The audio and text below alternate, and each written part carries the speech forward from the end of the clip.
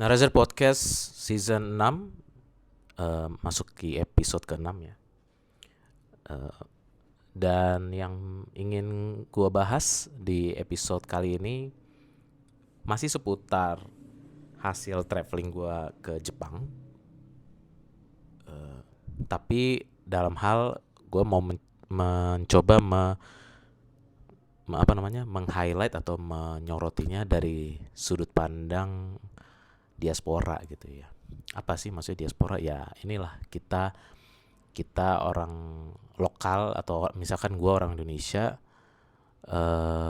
mencoba melakukan diaspora, yaitu mencoba menjelajah keluar negara gua gitu ya. Dalam hal ini misalkan gua walaupun judulnya liburan ya gitu, tapi itu juga sebenarnya bisa dianggap traveling trip keluar negeri itu sebagai langkah awal diaspora, karena lu like it or not, lu menikmati atau enggak, atau lu itu jadikan sebagai hobi ataupun enggak, itu setidaknya lu secara tidak langsung ataupun secara langsung lu keluar dari zona nyaman, lu keluar dari negara lu dan lu masuk ke negara orang, dan lu harus ikutin tata tertib, peraturan, dan social culture dan gaya hidup. Mungkin gaya hidup nggak terlalu, cuman lu harus tetap ikutin culture-nya yang ada di negara tersebut gitu ya. Entah lu mau ke Singapura, Malaysia, Australia, Thailand, Vietnam, bahkan yang kalau misalkan lebih jauh lagi kayak ke Jepang, Korea Selatan, atau sampai ke Eropa, Amerika gitu ya. Sedikit disclaimer, mungkin uh, tag podcast kali ini sorry kalau misalkan akan ada banyak iklan-iklan batuk ya, karena lagi dalam kondisi nggak terlalu fit ya. Jadi tapi gue coba buat konten lebih dari sekali lah dalam 1 bulan gitu ya, karena ya sepanjang tahun ini kayaknya praktis kayak hampir sekali sebulan ya bikin konten, dan gue mencoba untuk lebih sering lagi supaya kalian pendengar Narazer ya, baik yang pasif, kebanyakan pasif sih, belum ada yang pernah interaksi ya, ya bisa lebih sering menikmati konten podcast alternatif lah ya gitu. Mungkin kalian lebih senang dengerin misalkan podcast-podcast komedi atau sepak bola kayak Agak Lain atau Box to Box atau apalah podcast selesai atau apa ya gitulah, podcast-podcast yang itu podcast yang punyanya si Surya, Insomnia dan kawan-kawan gitu kan. Ya kalau mereka lagi nggak ngonten ya bolehlah dengerin konten gue gitu ya. Dan gue berharap, gue pengen banget gue dapet masukan, saran, kritik dari kalian lewat komen Spotify ataupun lewat IG, DM IG gue gitu ya, IG The Narazer, The titik Narazer. Walaupun di IG ini gue udah mulai bikin konten juga, tapi konten gue bukan konten audio podcast bernarasi kayak gini atau dialog gitu, enggak, bukan kayak monolog atau dialog, tapi lebih agak beda lah gitu ya. Nanti kalian coba boleh lihat konten gue seperti apa di Instagram The Narazer. Di awal-awal gue akan ulas beberapa hal tentang hasil traveling gue di Jepang gitu. Tapi nanti nggak cuma traveling Jepang, tapi juga nanti gue akan mengulas beberapa hal yang gue antusias, kayak tentang situasi perkotaan, fasilitas publik, kebijakan publik gitu gitulah ya. Terutama di wilayah Jakarta dan sekitarnya lah gitu, karena gue tinggal di Jakarta. Oke, back to the topic. Jadi traveling ke luar negeri bisa kalian jadikan sebagai langkah awal diaspora. Kenapa? Ya kalian harus mulai semuanya dari langkah-langkah kecil menurut gua. Kalau big step itu tidak semua orang bisa lakukan, ya yang bisa orang lakukan kebanyakan adalah small step, step by step gitu ya. Langkah-langkah kecil. Kalau gue boleh cerita keadaan gua di 5 sampai 6, no mungkin 5 sampai 7 tahun yang lalu, gue tidak akan habis pikir gue akan bisa ke Jepang dalam waktu yang cukup cepat seperti sekarang gitu ya, dengan hasil jeripaya gue sendiri, tanpa minta duit orang tua, tanpa harus ngutang, tanpa harus pakai pinjol dan sebagainya, benar-benar pure gue punya budget gitu. Total kayak hampir 27-28 juta yang gue habiskan untuk traveling ke Jepang selama 9 hari gitu. Buat gue sih itu relatif agak boros ya, cuman ya setidaknya gue menikmati lah gitu ya. Karena harusnya bisa 25 atau di bawah 25 juta gitu. But it's okay gitu lah. Tapi gue puas gitu ya. Namanya juga pengalaman pertama ya, first time. Kalau gue flashback kembali di 7-8 tahun yang lalu. 7-8 tahun lalu tuh berarti tahun berapa? 2000 berapa ya? 5 tahun lalu 2019, 18 ya 2018 2017 gitu ya. Itu masa-masa kalau secara karir dan secara ekonomi itu gue lagi agak terpuruk ya. Tapi gue waktu itu sedang mencoba fokus dalam hal bidang lain ketika itu ya. Fokus pada personal development, fokus pada spiritual ketika itu ya. Tapi juga sebenarnya tetap berjuang di dunia karir, tetap berjuang di hal entrepreneurship dan segala macam, banyak lah gitu ya yang gue explore ketika itu. Di saat itu gue sempat kepikiran, aduh kayaknya seru ya bisa traveling ke Jepang gitu. Karena gue nggak pernah ada obsesi ke Korea Selatan, China atau kemana ya. Mungkin Eropa ada, Eropa. Cuman Eropa pun juga Eropa yang negara-negara yang mahal ya, kayak Swedia gitu, yang gue punya ada sedikit obsesi ya. Swedia, atau kalau yang alamnya keren banget, bagus banget itu mungkin kayak di Swiss. Swiss juga kan negara mahal ya. Dulu pernah tertarik ke Prancis karena temen ada yang punya koneksi yang cukup banyak di Prancis. Cuman gue juga duitnya juga nggak ada ketika itu. Kalau memaksain ke Prancis mau pakai duit siapa? Minjem duit orang tua gitu kan, lucu juga gitu ya. Gak lucu sih, cuman pasti orang tua biasanya nggak akan support ya biasanya kalau cuman untuk traveling gitu, kalau minjem duit mereka gitu. Dan saat itu gue sempet naik mobil sama kakak gue ingat banget. Naik mobil daerah-daerah nggak jauh dari rumah gue, kayak gue sempat kayak iseng gitu ngobrol, ini gue belajar bahasa Jepang oke nggak ya someday gitu kesana, mungkin gak ya gue kesana ya. Terus kakak gue nyeletuk, singkat gue dia bilang, ya apapun bisa terjadi lah, mungkin aja ya, lu bermimpi aja, coba aja, nggak ada salahnya. And then setelah itu move forward to this recent years gitu ya, 2023. Di saat itu gue akhirnya udah mampu untuk menyiapkan budget dan merencanakan perjalanan ke Jepang, dan akhirnya bisa kejadian dan bisa tercapai di 2024 ini gitu ya, puji Tuhan lah gitu. Dan saat ini dari langkah itu yang dulunya nggak kepikiran dan merasa kayaknya masih lama lah gue bisa jalan-jalan kayak gitu ke Jepang dengan duit sendiri segala macam, kayaknya belum kelihatan lah hilalnya gitu ya, akhirnya bisa gitu. Karena gue dapat karir yang agak lumayan ketika itu dan bisa ngumpulin duit dan sebagainya. Dan saat ini gue jadi punya sudah pasti ya short term plan gue berikutnya adalah I wanna go back to Japan for the second time gitu ya. For the second time. Second time-nya kapan ya gue nggak tahu gitu. Perkiraan matematis gue dengan kapasitas dan keadaan yang gue miliki mungkin 2027 gitu ya. 2027. Cuman ya udah gitu, nggak usah dipaksain juga sih gitu. Kalau 2027 gak kesampaian ya udah, mudah-mudahan masih bisa hidup sehat dan punya kesempatan, punya banyak rezeki di tahun-tahun berikutnya. Cuman nggak cuman sekedar pengen datang sebagai wisatawan lagi kedua kalinya, tapi juga mulai ada mencoba set a new milestone gitu. A new milestone yaitu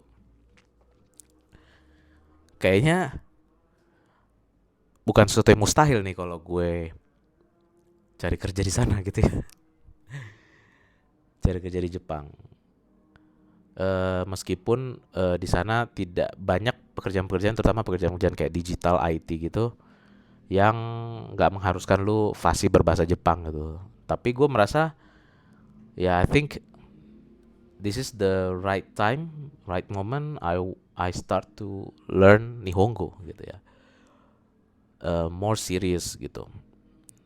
Kalau kemarin pas sebelum perjalanan ke traveling wisata ke Jepang, ya gue belajar conversationalnya aja gitu ya, kata per kata, kalimat-kalimat yang penting gitu, kayak misalnya sumimasen, ohayou gozaimasu gitu ya, kayak konnichiwa, konbanwa gitu kan, toire wa doku desu ka gitu-gitu ya. Atau ya arigatou gozaimashita gitu, atau futari desu gitu, kayak misalkan ditanya di restoran atau apa gitu kan, ya udah gitu-gitu aja gitu, daijoubu daijoubu. Tapi nggak berani ngomong speak Japanese juga sih ke orang Jepang ya. Gue tetap coba pakai bahasa Inggris supaya mereka sadar secara nggak langsung gue nggak bisa baca Jepang loh gitu ya, jadi akhirnya pakai gesture bahasa isyarat aja gitu ya. Ya balik lagi ya, gue kayaknya merasa udah saatnya gue belajar lumayan serius lagi nih Nihongo gitu ya, belajar bahasa Jepang, baik itu secara grammar, secara kalimat conversational, maupun mulai pelajarin tulisannya ya, tulisan yang common di sana. Misalkan kalau yang paling common di sana kepake, misalkan kalau gue mau ngincer di Tokyo karena banyak kerjanya yang di Tokyo, misalkan itu Tokyo dan sekitarnya, misalnya itu Tokyo, Yokohama atau apa ya, kalau di sana misalkan pakai hiragana ya gue belajar hiragana. Tapi kalau ternyata mereka pakai katakana ya gue belajar katakana gitu. Ya mulai dari step-step yang kecil lah gitu ya, dan kayaknya gue mulai harus beli bukunya segala macam gitu kan. Tapi ya sekarang bukan sesuatu, gue merasa setelah ada 1-2 milestone besar yang udah gue capai, kayaknya bukan sesuatu yang mustahil, bukan sesuatu yang impossible for me to have a opportunity to go there and work and live in Japan gitu. Karena kan mungkin banyak yang kalian pernah dengar di sana penduduk yang produktifnya udah makin banyak berkurang, orang lokalnya juga masih sedikit yang melahirkan anak baru gitu ya. Walaupun gue pas ke Jepang sih beberapa kali gue lihat ibu-ibu banyak bawa anak gitu ya, anak-anak yang masih kecil gitu. Ada sih beberapa, bukannya mereka nggak punya anak kecil lagi ya, banyak sih. Cuman gue juga dengar di berita berapa bulan terakhir sebelum gue datang ke Jepang tuh, 3 bulan terakhir tuh angka kelahiran mereka 0 gitu. Sedih banget gitu ya. Mungkin waktu itu banyak kelahiran tuh di tahun-tahun pandemi kali ya, 2020, 2021 gitu ya. Gak tahu. I'm just guessing sih, asumsi gue aja gitu. Jadi ya kurang lebih gitu. Terus kalau misalkan ditanya ke gue, kenapa orang Indonesia terutama ya, karena ini fokusnya ke orang Indonesia, kenapa orang Indonesia harus keluar negeri? Bicara soal diaspora, ya itu ya, kalau kita mau jadi bangsa yang maju, harusnya kita banyak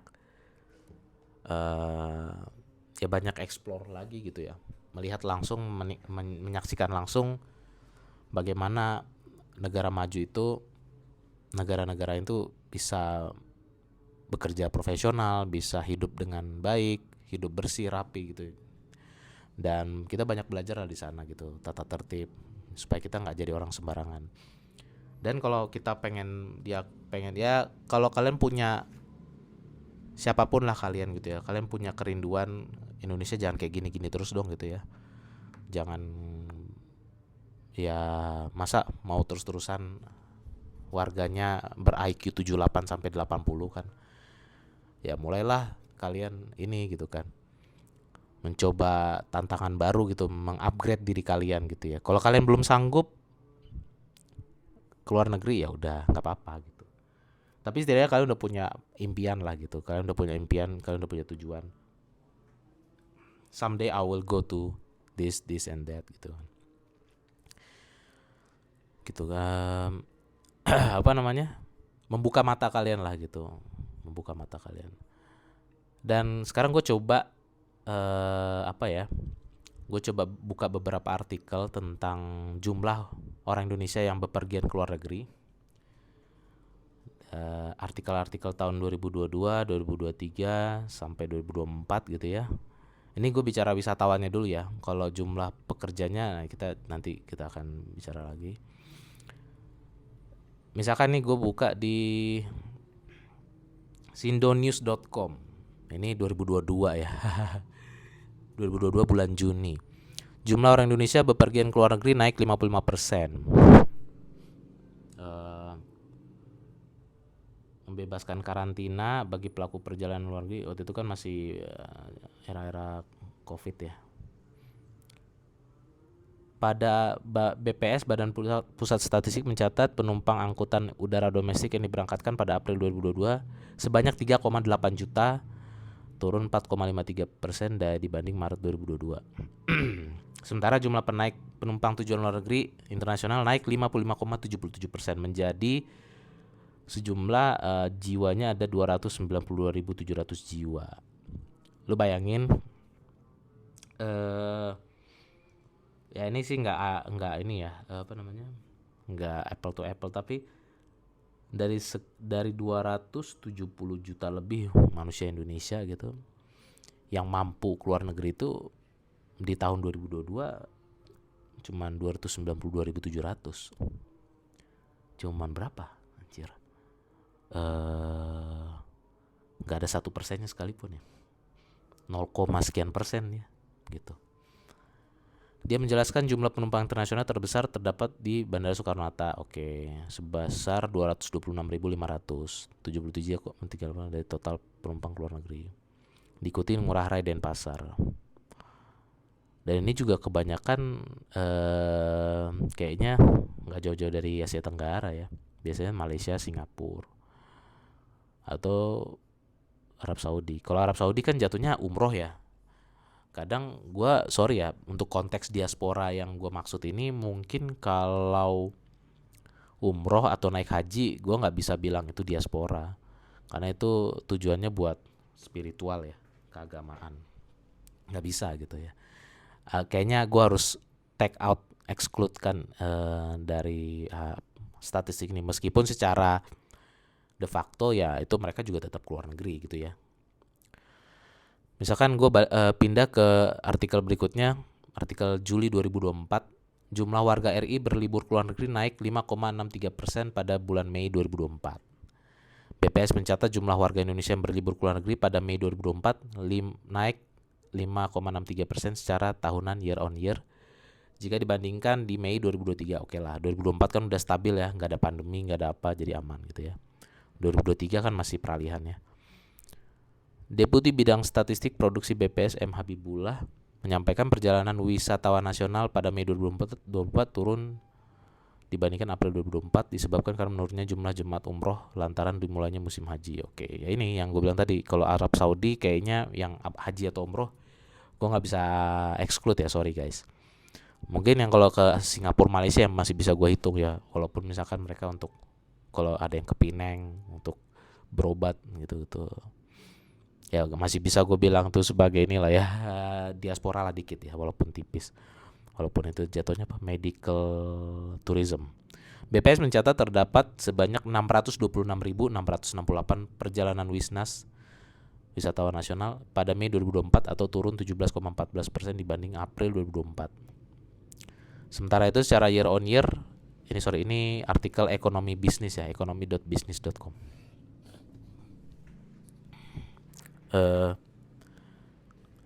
Jumlah warga Indonesia yang berlibur ke luar negeri meningkat 5,63% pada Mei 2024 dibanding Mei 2023. Oh ya, ini tadi. Secara kumulatif, jumlah perjalanan wisnas hingga Mei 2024 mencapai 3,56 juta perjalanan. 3,56 juta perjalanan tuh maksudnya pulang pergi dong ya. Nggak ngerti deh. Namun jumlah perjalanan wisnas hingga Mei 2024 masih lebih rendah dibanding periode sebelum pandemi Covid. Masih lebih rendah dibanding Januari sampai Mei 2019. Oke. Gak masalah. Dibanding bulan sebelumnya, proporsi kunjungan wisnas ke Singapura dan Arab Saudi mengalami penurunan. Oke, yaudah.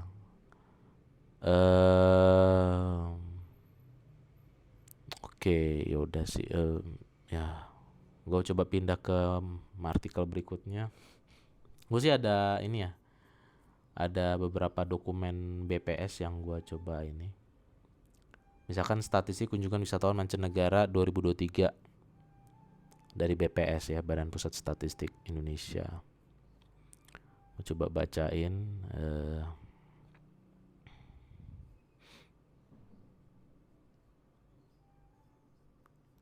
Sebentar, gue coba scroll dulu.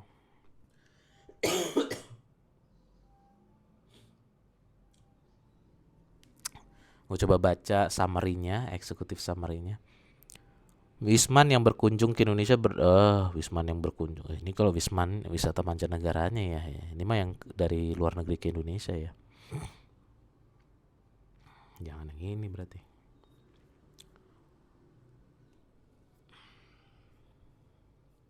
Oke, ini bukan. Ini mah orang luar negeri yang diaspora ke Indonesia. Oke, nih gue coba ke Bloomberg Technos. Artikel Bloomberg Technos, artikel 1 Agustus 2024, judulnya jumlah orang Indonesia berlibur ke luar negeri naik 43,63% di Juni 2024. Oke. Mencapai 900.062 perjalanan, naik 4. Oke. Karena periode libur sekolah, cuti bersama dan hari raya Idul Adha turun mendorong peningkatan Wisnas. Oke. Negara tujuan Wisnas terbanyak adalah Malaysia sebesar 32,05%. Kemudian disusul Arab Saudi dan Singapura 16,05 dan 13,23. Ya udah, Malaysia sama Singapura doang sih. 45% lebih kalau cuman Malaysia dan Singapura. Jadi sisanya 45%, sisanya 55%. 55% dikurang 16%. Berapa tuh? Coba gue kalkulator dulu ya. Kalkulator mana sih, Bro? 55 kurang 16 berapa? 55 kurang 16. Berarti yang di luar Malaysia, Singapura dan Arab Saudi itu 39%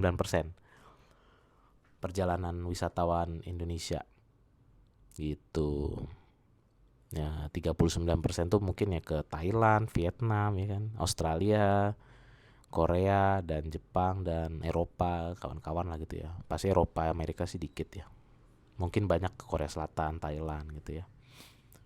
Vietnam, Australia gitu ya. Kalau Australia kan orang Indonesia banyak yang WFH juga ya, work vacation apa ya?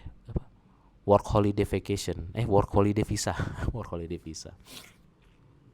56% orang survei 2023, 56% ini dari media Indonesia. 56% orang Indonesia kini berencana bepergian ke luar negeri. Grab Ads, platform periklanan dari Grab, super app ya, si Grab, merilis laporan terbaru Southeast Asia Travel Insight 2023. Laporan ini mengungkap bahwa minat orang-orang untuk melakukan perjalanan masih tinggi berdasarkan 70%. Setidaknya sekali dalam 12 bulan mendatang. Di Indonesia 56% ingin berpergian ke luar negeri, dengan 81% diantara berencana melakukan setidaknya 2 kali perjalanan dalam setahun mendatang. Ya ada lah, berarti setidaknya ada semangat untuk keluar negeri ya. For the sake of diaspora. Opsi bebas stres jadi prioritas keluarga. Perjalanan bisnis kembali bergairah. Di tahun 2023 orang-orang lebih milih untuk bepergian bersama keluarga. Sekitar 86% pengguna di Asia Tenggara merencanakan setidaknya satu perjalanan bersama keluarga. Di Indonesia 71% lebih suka perjalanan bersama keluarga, 42% bersama pasangan, 25% berencana bepergian bersama teman. Nah, gue mungkin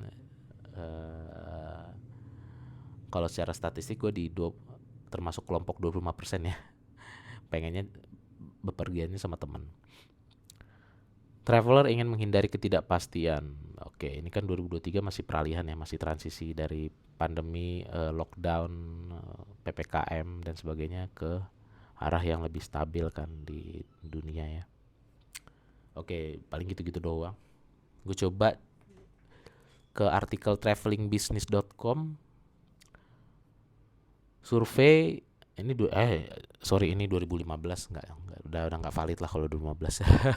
terlalu jauh. Oke, paling itu ya. Terus gua juga coba lihat data statistik BPS untuk mobilitas penduduk dan tenaga kerja 2023.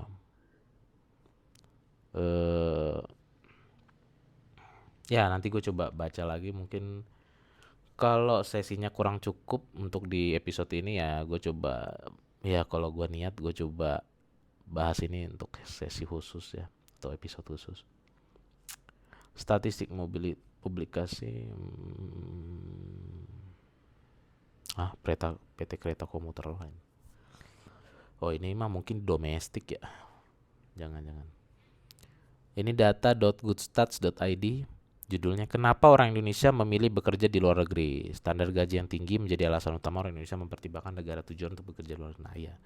Ini fenomena yang ini ya. Ini artikel 4 Maret 2024. Oke, masih relevan ya.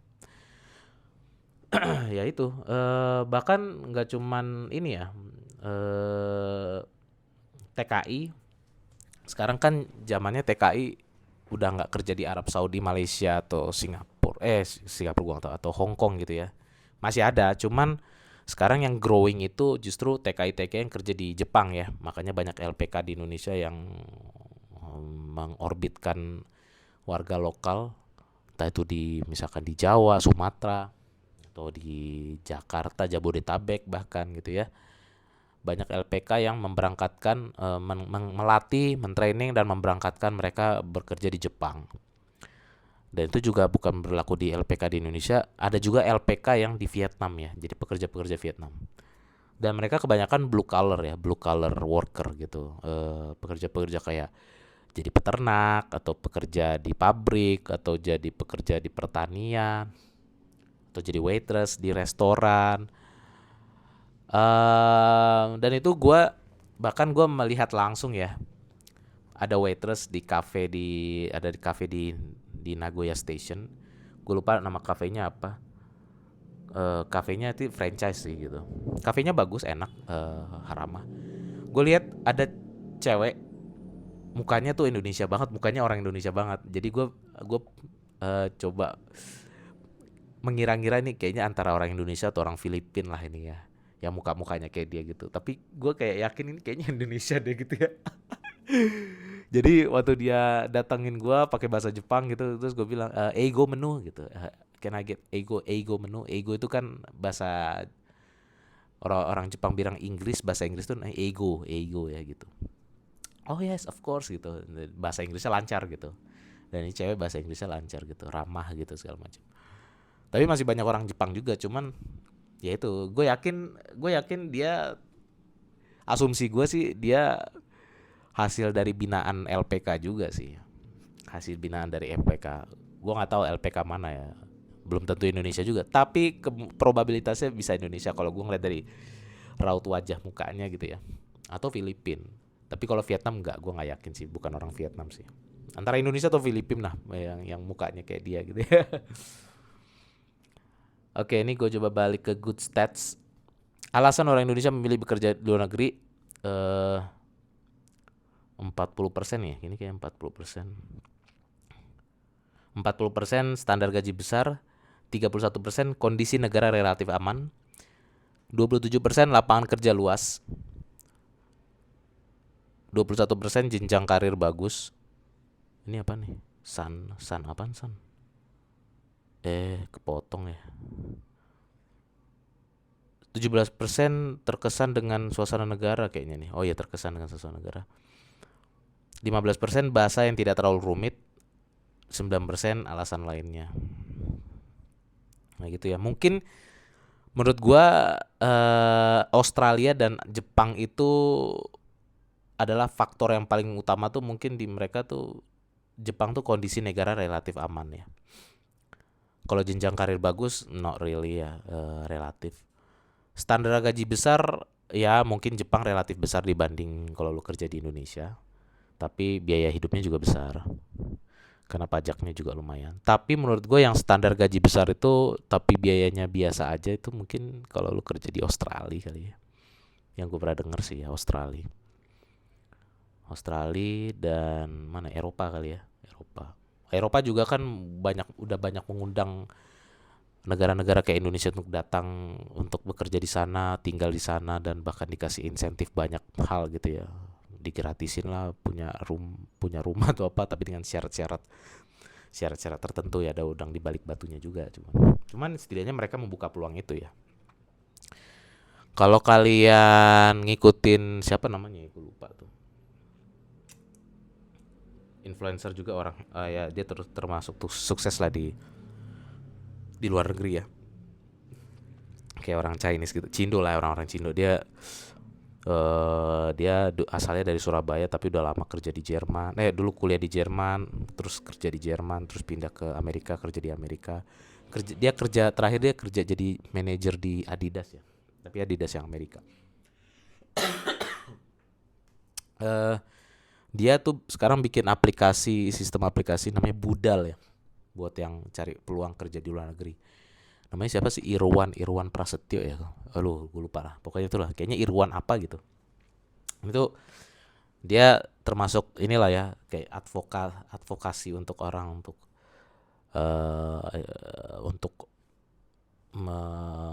mengencourage orang Indonesia untuk kerja di luar negeri gitu ya, untuk memperbaiki hidup lah ya, karena pemerintah kita juga belum ada kepastian juga nih untuk memberikan jaminan orang kerja ya, pengangguran di mana-mana segala macam. Ya, itu tadi mungkin cukup segitu dulu yang gue baca ya, statistik. Jadi tapi ya menurut gue, kalau lu punya rezeki, punya duit lebih, dan lu nggak ada prioritas apa-apa seperti yang gue lakukan, ya lu coba aja liburan seminggu, 5 hari 6 hari di luar negeri, misalkan negara yang kalian incar apapun lah ya. Korea Selatan kan lebih murah ya daripada di Jepang kalau liburan ya. Atau China, Taiwan, Thailand, Vietnam, ya coba aja gitu. Dan nggak ada salahnya kalian belajar bahasa mereka dulu kan, buat for the sake of conversational gitu kan, supaya kalian nggak ketipu. Kalau di Jepang kan kalian nggak akan ketipu lah, orang Jepang kan berintegritas, masih banyak yang jujur dan tidak ada yang maling segala macem. Kalau Korea Selatan gue nggak tahu. Taiwan mungkin juga sama ya, kondusif juga harusnya Taiwan. Hong Kong, I don't know. Malaysia, gue dulu ke Malaysia 2018, ya relatif aman juga sih, relatif aman sih menurut gue. Di Kuala Lumpur, Genting, Pulau Langkawi juga aman sih gitu. Kemudian apa lagi, Singapura udah pasti ya gitu. Cuman ya, kalian coba inilah, define and determine ya, tentukan apa hasrat kalian, tentukan apa tujuan hidup kalian, jangka pendek, menengah, sampai jangka panjang gitu. Kalau obsesi gue emang di Jepang gitu ya. Kenapa Jepang ya? Secara entertainment gue penggila anime, manga gitu ya. Dulu gue ngikutin, waktu bocah gue ngikutin Kamen Rider Black, Dragon Ball. Terus waktu remaja ke kuliah gue ngikutin Naruto. Terus sampai sekarang pun, sampai dewasa, gue masih ngikutin beberapa anime yang menarik gitu, kayak One Punch Man, Jujutsu Kaisen gitu ya. Dan gue kadang terinspirasi dengan kreativitas yang mereka hasilkan ya. Bahkan Ghibli Studio yang bikin film yang fenomenal kayak Spirited Away, atau apa, apa itu gue lupa. Kan banyak juga yang menarik ya. Bahkan gue pun nonton di Netflix, gue suka gitu ya. Gue cukup terinspirasi, gue juga suka musiknya, melodinya segala macam, jalan ceritanya dan sebagainya, ringan tapi agak dalam juga segala macam. Akhirnya gue juga, yang dulu gue gila banget sama Dragon Ball, Naruto, akhirnya gue nggak terlalu gimana banget sama mereka, tapi gue jadi lebih senang yang lain kayak Ghibli anime atau Jujutsu Kaisen. Terus yang paling nyebelin tuh nggak pernah bikin anime lagi yang untuk season ketiganya, itu One Punch Man gitu ya. Akhirnya gue ngikutin manganya aja udah gitu kan, dan seterusnya lah gitu. Jadi budaya kita udah, ya kalian tahulah gimana budaya disiplin, kejujuran, integritas, tata tertib, bersih. Orang Jepang itu luar biasa. Kalau kalian ngelihat kalau kalian pernah ke Jepang atau nonton di YouTube, Instagram atau TikTok gitu ya, Ada orang Jepang yang sapu-sapu ngerapi-rapiin jalanan gitu, mungutin sampah segala macam. Itu mereka belum tentu karena mereka pengen kerja sosial ya. Itu karena mereka tuh ada beberapa yang bilang, dan gue rasa gue juga ada feeling ke sana. Itu tuh karena mereka nggak suka ngelihat yang jorok gitu. Mereka tuh nggak suka ngeliat ada yang berantakan atau jorok di depan mereka atau di sekitar mereka. Jadi mereka, ya udah, gue nggak mau nunggu petugas karena petugasnya mungkin jadwal piketnya besok atau jadwal piketnya kapan gitu, gue nggak tahu. Ya udah, gue beresin aja dulu dah daripada mata gue pusing ngelihatnya gitu. Jadi mirip kayak orang rumah gue lah, ada saudara gitu ya, yang kayak gitu nggak bisa ngelihat yang berantakan jorok itu, pasti pengen bersihin aja gitu di rumah, misalkan di rumah atau di rumahnya mereka gitu. Ya sama, kayaknya orang Jepang tuh banyak yang punya mindset mentalitas seperti itu gitu. Gua nggak suka ada yang berantakan di depan mata gue rapiin aja gitu. Kalau bisa gue rapiin. Dan kebetulan kan ini ketika gue publish atau take podcast episode ini kan pertandingan, ada pertandingan kualifikasi Piala Dunia 2026 Indonesia lawan Jepang kan, di GBK hari Jumat 15 November lalu. Dan kan banyak beredar juga di medsos kan, ada anak kecil bantuin mungutin sampah-sampah daun di Plaza Senayan, bantuin petugas kebersihan di sana.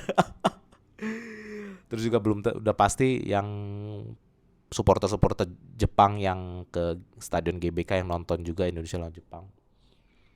Mereka juga udah siapin plastik, siapin apa untuk mungut-mungut sampah, beresin ketika selesai pertandingan gitu kan. Ya itu gitu. Luar biasa gitu. Gue nggak tahu ya mau ngomong apa ya. Ya itu bagus dan sehebat itulah integritas mereka gitu ya. Ya Indonesia mungkin Indonesia sampai dunia ini berakhir kayaknya sih belum tentu bisa ya mencapai hal itu, walaupun tidak mustahil juga. Cuman ya bayangin aja nanti Indonesia juga bentar lagi jumlah penduduknya 300 juta, mau gimana cara mendidiknya kayak gitu. Harus masif sistematis juga kalau mau mendidik kayak gitu untuk generasi. Dan yang bisa dididik saat ini cuman generasi alpha ya. Kalau milenial dan Gen Z udah nggak bisa dididik lagi untuk hal-hal yang sempurna seperti itu. Ya gitulah, flashback dikit. Jadi balik lagi ke, kalau bicara soal Jepang gitu ya, gue pribadi pengen suatu saat, satu step berikutnya gue pengen liburan kedua kali di Jepang, entah dalam beberapa tahun mendatang gitu kan. Tapi tidak mengorbankan ini gue ya, tidak mengorbankan aset tabungan pribadi juga, pasti ada budgetnya khusus lah gitu ya. Tetap berpikir rasional lah untuk itu, walaupun memang ada sisi obsesinya juga gitu. Kedua, ya gue juga mulai mencoba membuat plan, taktik, strategi untuk gimana caranya gue bisa someday bisa dapat peluang kerja di sana gitu. Dan kalau gue pribadi, kenapa gue pengen diaspora ya? Karena orang Indonesia ini terlalu dimanja dengan iklimnya, iklim tropis. Menurut gue ya, kan banyak yang mengulas ini ya, beberapa pakar, beberapa ahli lah, di beberapa kesempatan, baik itu zaman dulu nonton TV atau di zaman sekarang internet. Karena gue inget Deddy Corbuzier juga pernah ngomong di podcast dia.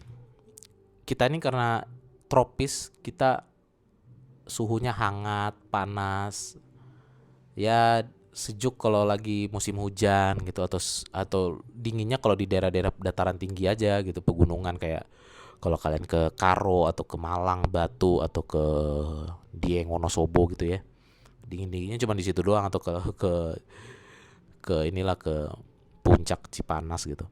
Cuman menurut gua, kalau lu tinggal dan bekerja di iklim yang 4 musim kayak di Jepang, Korea, Eropa, Amerika gitu kan, ya pasti ada mentalitas atau apa ya istilahnya ya, mentalitas atau mindset yang akan bikin lu harus lebih survive lagi gitu kan, mengupgrade diri lu gitu.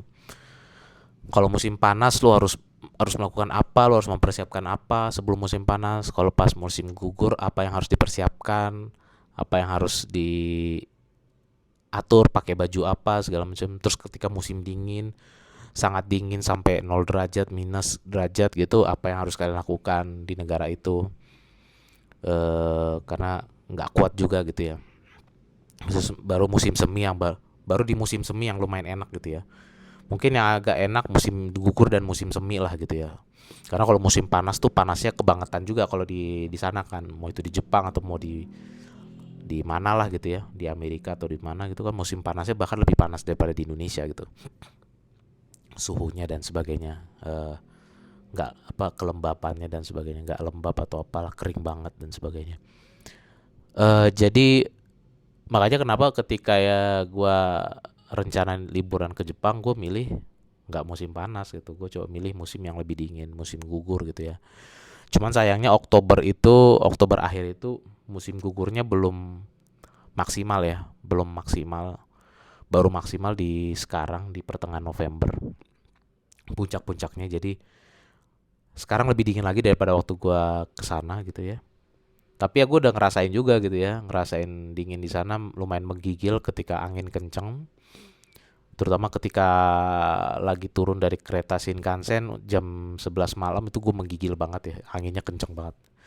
Karena peronnya Shinkansen itu biasanya di flyover gitu ya, agak elevated, bukan yang di subway gitu.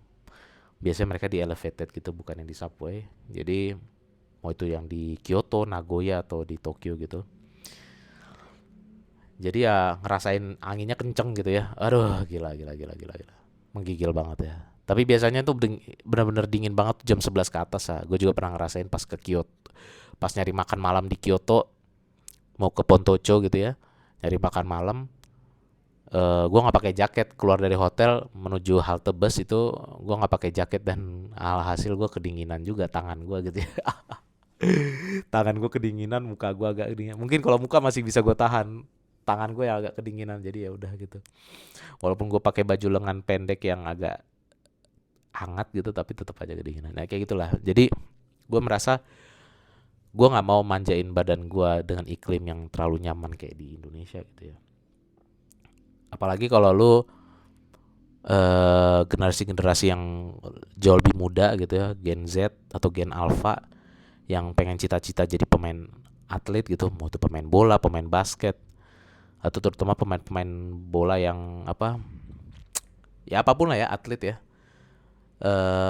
terutama yang lapangan tandingnya tuh yang outdoor, semi outdoor gitu kan. Jadi ketika eh, berkarir di liga-liga yang iklimnya 4 musim kayak di Eropa, Amerika, Asia Timur, dan kawan-kawan, atau Australia gitu kan, atau Amerika Selatan kayak gitu. Amerika lah pokoknya, apapun lah ya. Ya apa ya? Kalian harus tahan dengan cuaca musim dingin gitu kan. Tetap kan pakai jaket, baju hangat, kupluk apa gitu, penutup kuping, sarung tangan. Tapi kan tetap aja kan, lo harus tetap kuat gitu. Harus kuat gimana caranya gitu.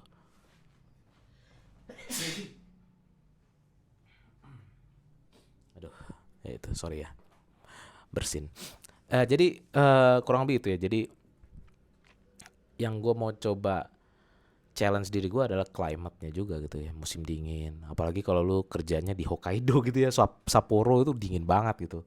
Itu udah sama kayak dinginnya di Rusia lah tuh, karena mereka kan hampir sejajar sama Rusia kan tuh, Hokkaido kan, Sapporo, Hakodate dan kawan-kawan. Itu kayak ya kayak gitulah. Mungkin yang lebih hangat tuh ya di Jepang Selatan ya, kayak Fukuoka, Okinawa gitu. Tapi tetap aja kalau musim dingin ya mereka dingin juga gitu ya. Dan juga value-nya, life value-nya, nilai hidup mereka gitu kan, yang ya itulah. Terus juga kalau gue mungkin balik ke good stats tadi kan, alasan pengen milih bekerja di luar negeri, ya itu ya mungkin selain standar gaji besar, gue sih nggak terlalu gimana ya standar gaji ya. Ya oke lah, setidaknya gue ngincer standar gaji besar pun karena gue udah terbilang senior ya, udah umur 30-an ke atas gitu kan. Kondisi relatif negara negara relatif aman, kondisi negara aman dan terkesan dengan suasana negara gitu ya. Terkesan dengan suasana negara juga.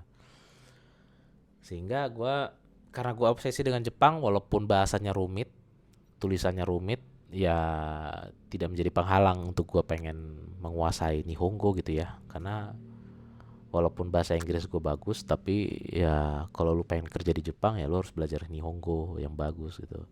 Sama halnya juga kalau kalian terobsesi dengan Korea Selatan atau terobsesi dengan China, mau nggak mau kalian harus belajar bahasa Korea, bahasa Mandarin, gitu kan ya. Lain cerita kalau kalian ngejar karir di Australia, Inggris atau Amerika Serikat gitu, masih bisa ngandelin bahasa Inggris gitu.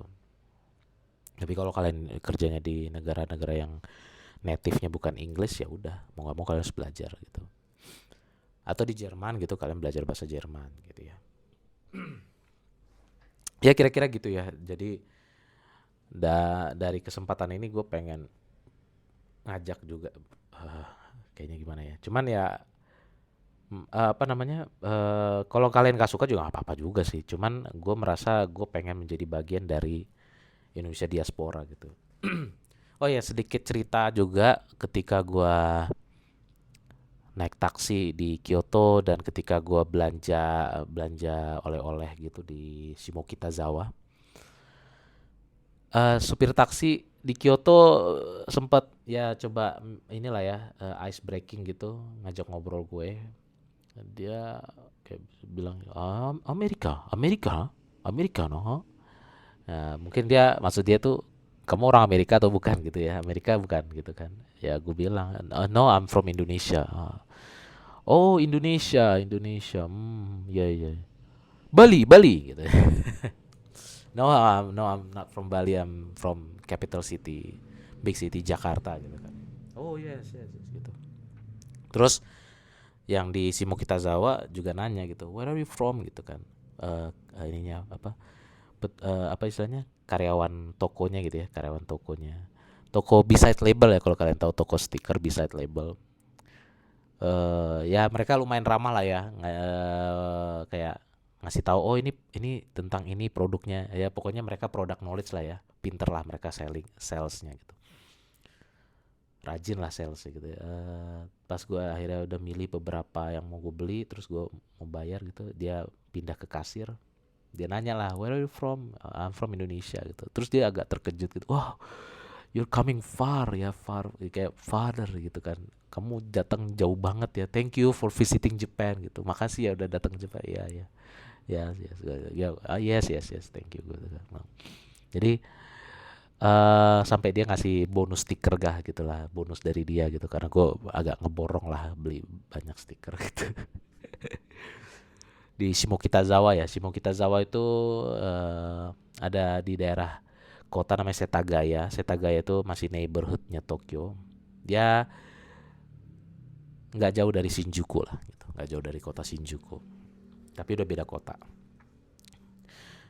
Nah gitu, jadi dari dua kejadian itu gitu ya, di Kyoto maupun di Shimokitazawa gitu, gue berpikir kayak, ya mereka pun taunya Bali gitu ya.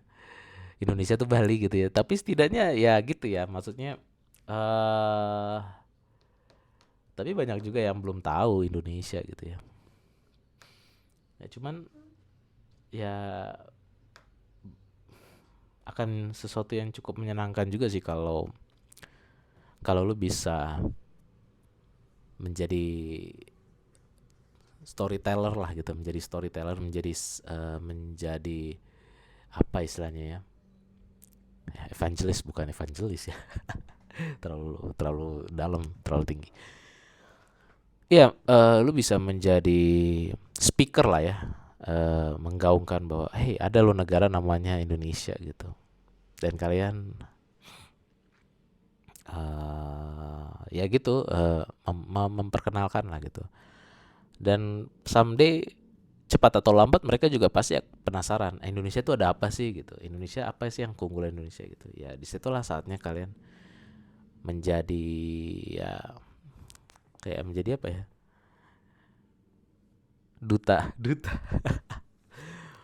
ya, menjadi ambassador ya, secara nggak langsung menjadi ambassador, storyteller, speak up tentang Indonesia gitu. Ya Indonesia walaupun punya kekurangan dan segala macam, tapi mereka punya potensi yang besar. Orang-orangnya baik gitu-gitu kan. Bisa aja kan. Sebenarnya orang-orangnya baik.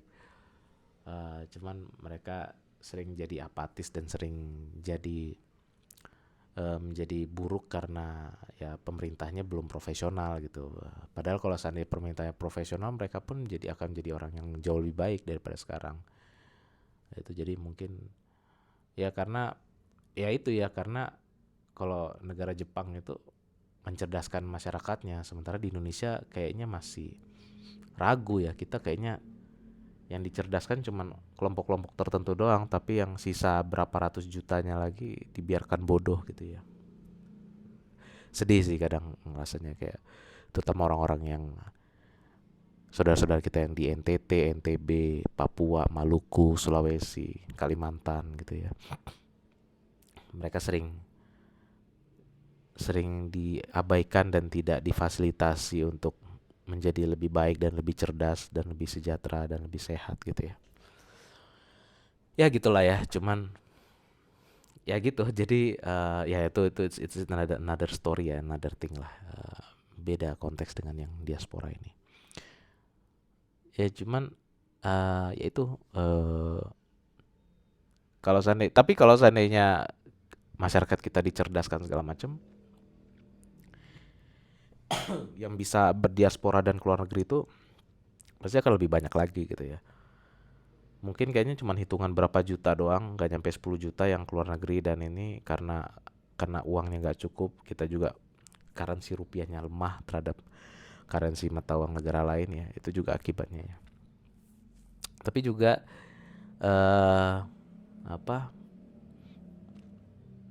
kalau masyarakat kita lebih sejahtera, lebih maju dan lebih cerdas, ya mereka jadi akan punya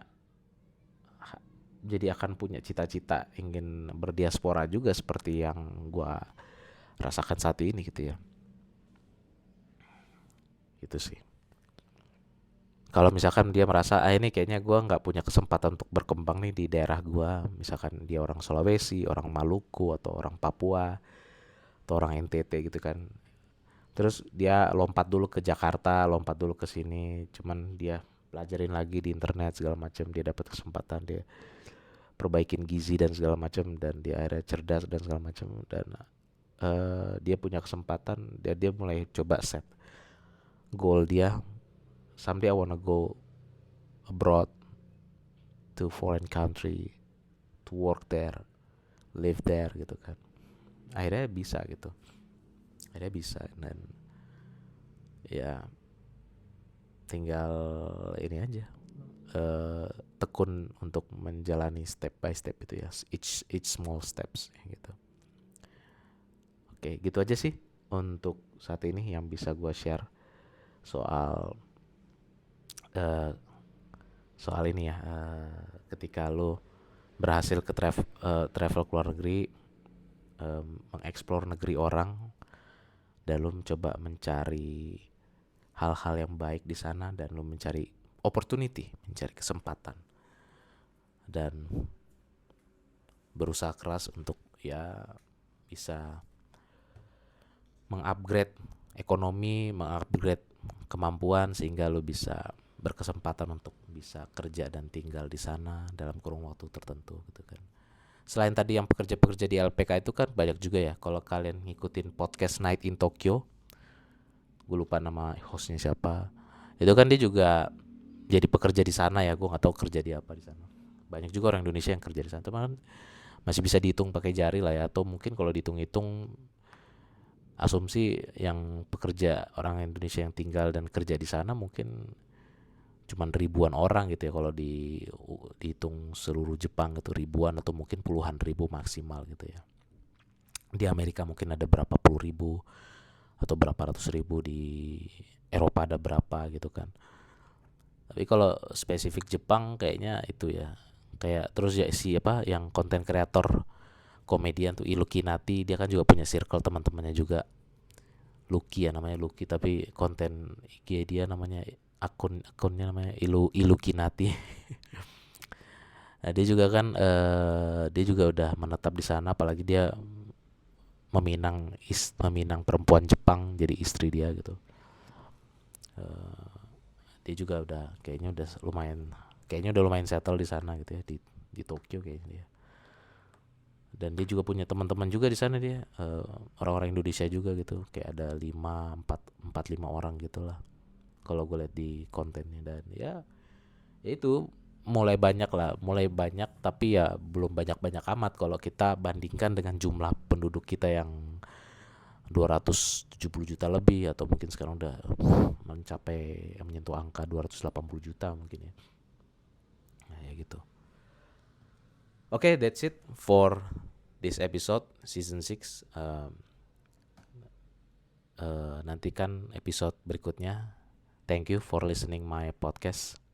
Mohon dukung podcast UMKM ini ya, podcast rakyat jelata ini supaya bisa berkembang dan bisa menghasilkan sesuatu ke depannya. Dan mungkin season 6 akan ditutup untuk di episode sampai episode 8 kali ya. Episode 8 atau episode 7 mungkin ya.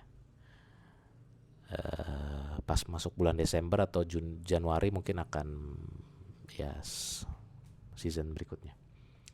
Thank you for listening. Semoga kalian selalu dalam keadaan sehat dan sukses selalu untuk setiap upaya dan kerja kerasnya ya. God bless. Bye.